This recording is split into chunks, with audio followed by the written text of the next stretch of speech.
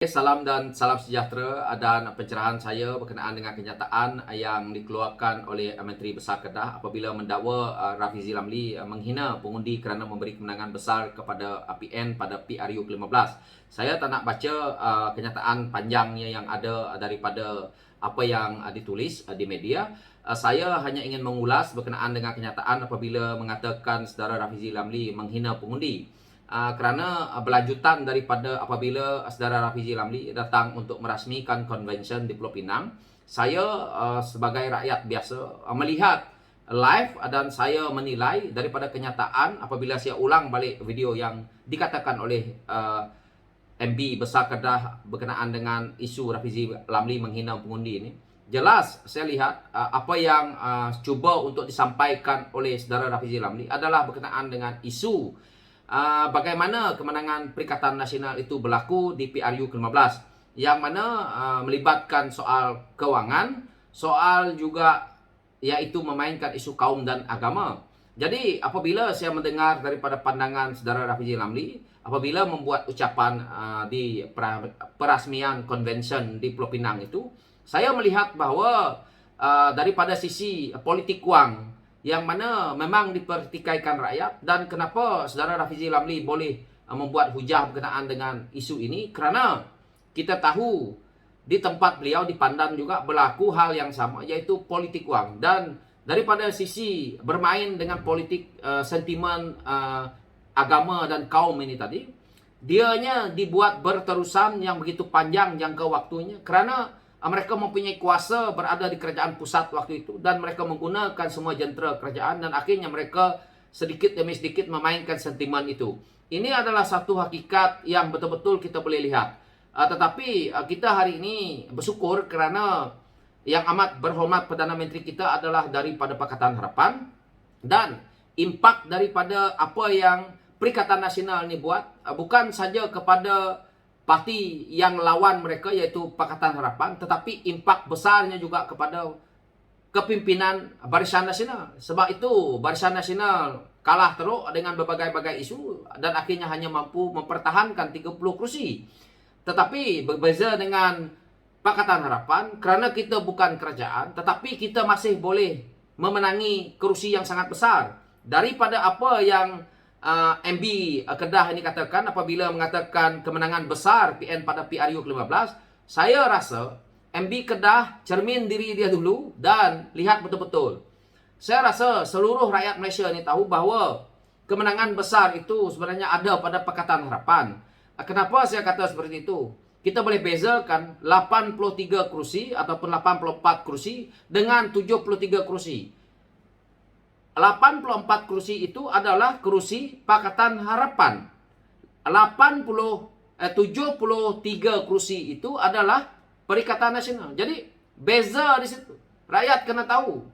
Jadi apa yang pemimpin ataupun MB Kedah ni nak buat hanyalah sebagai mengeliru ke rakyat apabila dia kata kemenangan besar. PAS memang betul menang besar dalam komponen Perikatan Nasional, tetapi bukan komponen Perikatan Nasional. Jadi jangan beliau kata kemenangan besar PN pada PRU ke-15. PN tidak menang. Yang menang adalah Pakatan Harapan. Ini diakui seluruh dunia pun, seluruh rakyat Malaysia pun tahu.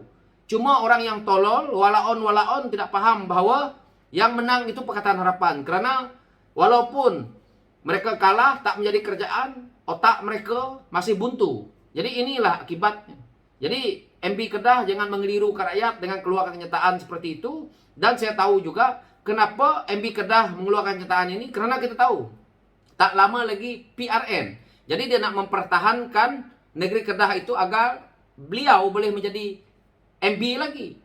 Apa juga yang kita lihat hari ini, apabila pertelagahan yang begitu panjang, kita tahu kenyataan yang dikeluarkan di beberapa media juga mengatakan kegagalan PH itu disebabkan keceluparan Rafizi Ramli. Beliau lupa bahawa apa yang beliau nak katakan ini adalah satu yang membuatkan kemenangan, ataupun kalau kita lihat Rafizi Ramli lah tonggaknya Pakatan Harapan. Beliaulah sebagai panglima perangnya Pakatan Harapan itu. Jadi kemenangan Pakatan yang mana Pakatan Harapan hari ini ada dalam kerajaan adalah daripada hasil ceramah-ceramah Rafizi Lamli itu yang berjaya meyakinkan rakyat. Karena Pakatan Harapan tidak mempunyai waktu untuk berkempen, tetapi Perikatan Nasional mempunyai banyak waktu karena mereka berada dalam kerajaan yang mana mereka gunakan jenderal kerajaan. Waktu itu mereka ada menteri, mereka tidak buat kerja, tetapi menggunakan kuasa mereka ada dalam kerajaan untuk berkempen.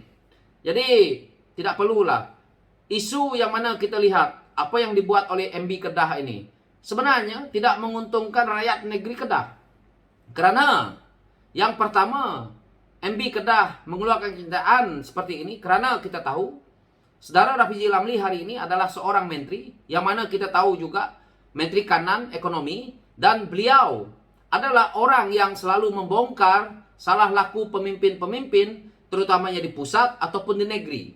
Hari ini kalau MB Kedah tidak melakukan kesalahan dalam pentadbiran beliau, maka tidak perlu takut kerana dengan kuasa Saudara Rafizi Lamli menjadi kerajaan hari ini, menjadi menteri pula tu, maka saya harap Saudara Rafizi Lamli boleh sesekali spotlight pasang di negeri Kedah itu. Adakah Menteri Besar Kedah ini melakukan kerja dengan baik? Bukan masalah dendam ataupun masalah kita iri hati, tetapi agar beliau sebagai MB jangan celupar kerana kamu hari ini hanya MB.